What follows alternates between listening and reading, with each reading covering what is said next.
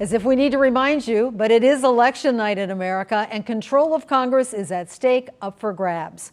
Our Washington Bureau reporter Jared Hill has the details.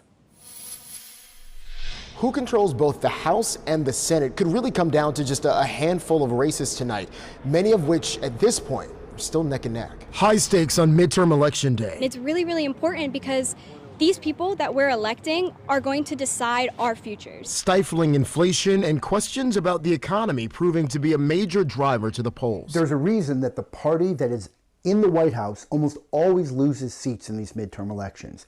Americans always are angry at their political leaders. This election, all 435 House seats are up for grabs. I just want people to vote, and then we will respect the outcome of the election. The GOP only needs to pick up 5 to take control. I think the first thing you'll see is a bill to control the border first. In the 50-50 Senate, flipping one seat could make all the difference. Tonight, all eyes on 2 close to call Pennsylvania, Arizona, Nevada, and Georgia. I'm that warrior for God that He's prepared me for a moment like this.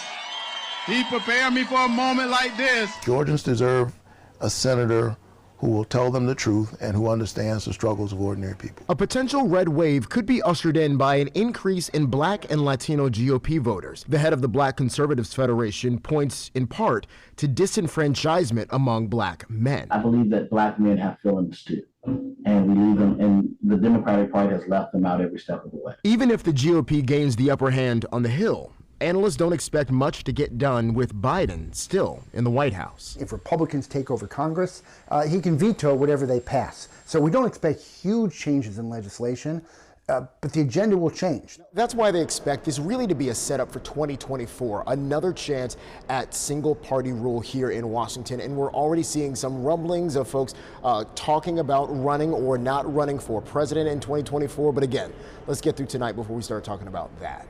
Reporting at the Capitol, I'm Jared Hill.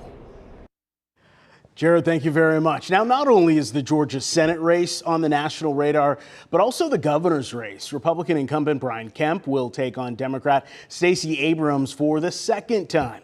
Our Brooke Butler from our sister station is in Atlanta covering the Abrams campaign. Nigel, the watch party for Georgia's Democratic candidate for Governor Stacey Abrams is taking place at the Hyatt Regency. It's set to kick off at 7:30 tonight, and you can see they've really decked out the place for her. Now, this is the second time Abrams has gone up against her Republican challenger, Brian Kemp. Last time, Abrams lost by several percentage points. Now, we should note that the most recent poll from the Atlanta Journal-Constitution does show Kemp with a slight lead over Abrams. But this is not deterring the Democratic candidate. On Friday, she told me that the only polls that matter are the polling places on Election Day. So tonight, we're going to find out if she was able to secure enough support to win this closely watched rematch. In Atlanta, I'm Brooke Butler. Back to you. More on the Kemp Watch Party later in this newscast. Back in the upstate, 6 seats are up for grabs for the Greenville County School Board. Carlos Flores has been keeping an eye on these races and is live outside Greenville High School with more on the District 22 race. Carlos.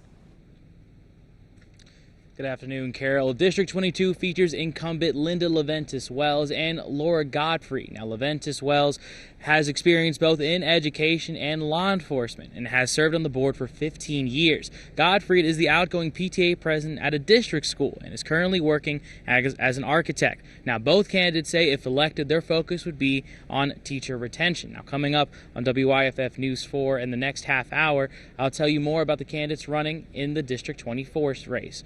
For right now, live in Greenville County, Carlos Flores, WYFF News 4.